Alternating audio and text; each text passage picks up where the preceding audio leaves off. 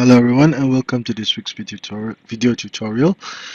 This would mark the start of a new chapter on the central cannon versus the three-step tiger and deferred opposite direction cannons. This is slightly less seen in actual competition, but nevertheless it's a very fun opening to play as black. Again, we'll be discussing dubious moves or positions that would lead to a rapid downfall. And this will be the first board number 37 of chapter 3 of the book. Again, I would like to express my thanks to Grandmaster Xiangqi and Master Xiangqi for allowing me to use their work in this video. So without further ado, let us begin. Central cannon, proper horse to protect the pawn, proper horse, r9 equals to 8.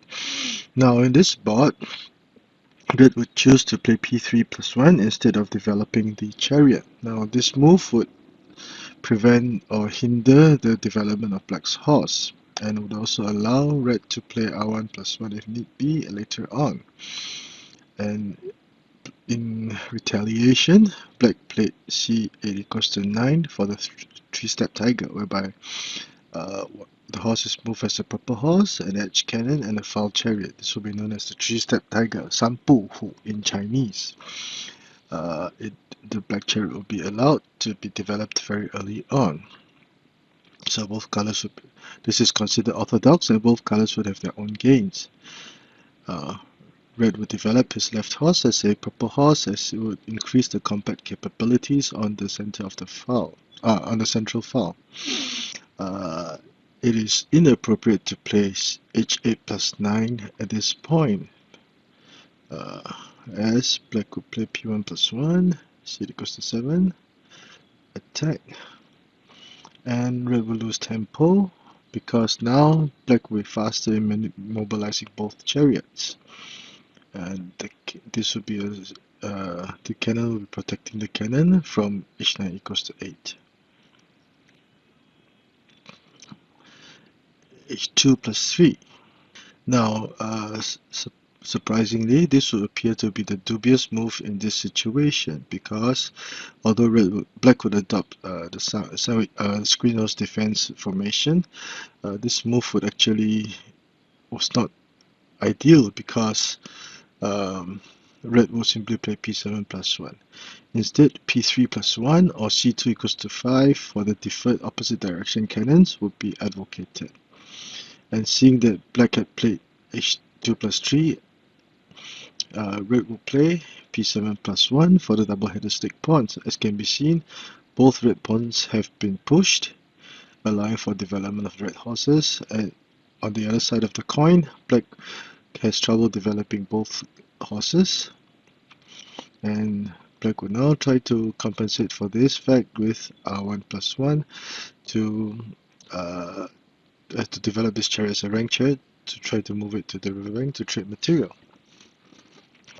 Now, he cannot play at this point in time. Black should not play re plus 4, because red would counter with r1 plus 2, forcing a trade of material. If he did, black would lose more initiative because he had used 1-2 moves to flip for a chariot that had made one move. And at the same time, after trading chariots, the issue of the horses would still not be addressed. So c8 equals to 9. Red attacks, prepares also with to develop his left chariot as a foul chariot. This should also be the position of discussion, whereby two main variations are shown. First will be c2 plus 4, and the other will be c2 minus 1. In variation A, c2 plus 4 is played. Again, this is a common tactic to counter the double-headed stick pawns, whereby a cannon is pushed to the enemy's pawn rank, hoping to play c2 equals to 3, etc., to hinder the development of the horses. Now, red will play r9 equals to 8, c2 equals to 3 to threaten the elephant. a6 plus 5, this is a very subtle prophylactic move. It's so subtle that in the book it was compared to like a needle hiding in a haystack. Uh, with this move, the effect of this cannon will be greatly decreased because there will be no more threat of a check or even a smothered checkmate at this point in time. Red could easily develop his chariot if need be. R1 equals to 4, hoping to protect the cannon. C5 equals to 4, red immediately changes formation. R4 plus 3. Now the objective behind moving the chariot to the riverbank was that Black desperately wanted to trade pawns to free his horses. But at this point in time, Red's formation is very stable, and it will be very hard for Black to crack it. Now, would R8 plus 6 be a good idea? Red would immediately protect the horse. Protect the horse again. Now this is the correct move to make, because if R8 plus 3 to threaten the cannon immediately, Black would charge the pawn, and Black would sacrifice material to claim the advantage. Now P3 plus 1, R7 minus 2, R8 plus 3 to attack the cannon, forcing it away, R9 minus 2, preparing to play C9 in minus 2, preparing to play C9 equals to 6 to gain the material. R4 plus 2, H3 plus 4, and it is fairly obvious that Brett will have initiative. His horse has commanded this very important red file, prevented the chariot from moving here, and this cannon will be alone in enemy territory and very susceptible to attacks by Red. Also, this chariot can also play R1 equals to 2 for further development. Red has the initiative, and that is why R8 plus 6 is not a good idea. R4 plus 3, E7 plus 5 to prevent the cannon from capturing the elephant. Trade of pawns, but Red would simply play C8 equals to C plus 3 to threaten the cannon. C3 equals 9. This was the only move that Black could play in this situation where he would be sacrificed. Now, if he played H3 plus 2 to try to protect the cannon, C9 equals to 8, whereby Red will threaten to gain material. Again, Black will lose material. If R4 plus 2, C4 plus 1, threatening the cannon. The horses are still linked. If the chariot captured, Red will capture it back again, and Red will gain material. And at this point in time, there are many other options like C9 equals to 5, etc. to attack. This would result in a huge advantage for Red. So that is why C3 equals to 9 is the only viable move. H3 plus 1. Black tries to gain back lost material, and Red is prepared to counter-sacrifice material. Now another thing about this move is after making this move, Red is prepared to play R1 equals to 2 to force a trade of material, and Black would not be able to even his material deficit, and he will be forced to capture the horse immediately. So because of this move, Black cannot take his time to play P9 plus 1 to attack. So C9 plus 4, defense, P7 plus 1. Black could also play E3 plus 5, E7 plus 5 to consolidate his defense. Also, but Black was very eager to try to improve his constrained situation. Right, plus 4, immediately attacking the horse. If this horse moved, this would be captured. E7 plus 5, minus 5, sorry, to the centroid. R1 equals to 3. As can be seen, Red's defense is very tightly knit. At this point in time, the position of the Black horses would be a major issue for Black to try to solve. There are no major weaknesses or flaws at this point in time for Red. Now, Now, if at this point in time, if black played c9 equals to 5, black will counter r8 minus 4 to threaten to gain material. Say c5 equals to 3, r3 equals to 7, r3 equals to 7, h3 plus 2, p9 plus 1. Black's material will be severely constrained and red would have the advantage. So red would have the significant advantage at this point in time. Now let us go to variation B. c2 minus 1 for total back cannon. The idea would be that black would try to move his cannon along this rank, hoping to find a good line or file to attack. This would hopefully black would try to create some opportunities for attack. And red developed his left chariot as a rank chariot in counter. This is a very agile tactic. R9 equals to 8 at this point would not be a good idea because black would now be ready to storm this flank. 6, R1 equals to 4, R4 plus 7. Black is poised to counter attack this flank, and this will not be good for red. This would also be the position of discussion for 3 more variations. The first subvariation would be p3 plus 1. The second would be c2 equals to 7. Now, at this point in time, it would not be a good idea to play p7 plus 1 because h3 plus 4 to counter threaten the cannon, r9 plus 3 to further threaten the cannon, and as can be seen, all of a sudden the horse is poised to attack. The horse at this point in time, he could also go for r6 plus 4, blocking the elephant from protecting the black cannon, thus allowing the red chariot to capture the cannon. So red can calmly take his time and organize the very deadly attack. p7 plus 1, no good.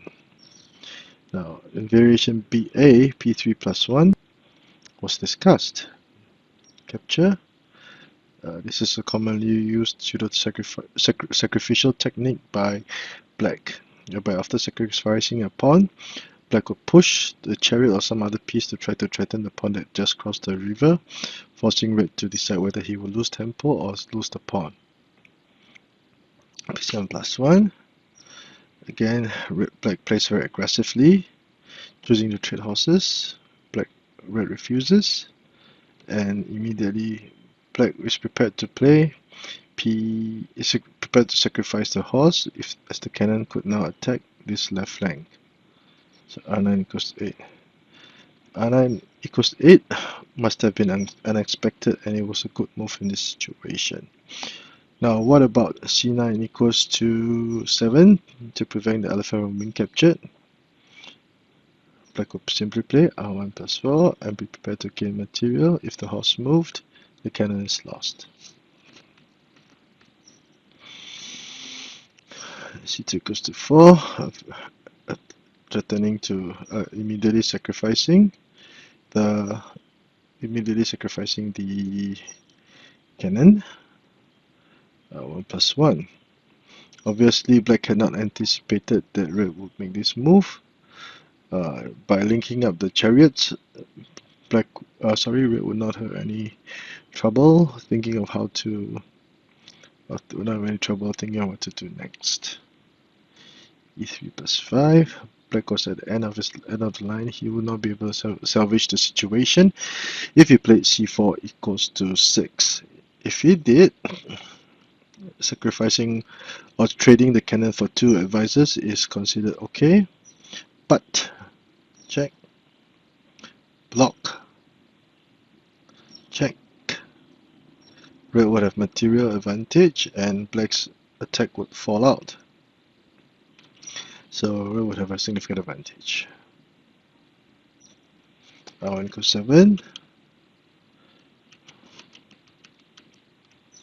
At this point, this repeated situation will be black's two attacks on this piece against red's alternate hidden idol. Black must change his moves and he would have to suffer the consequences. So this would be variation BA.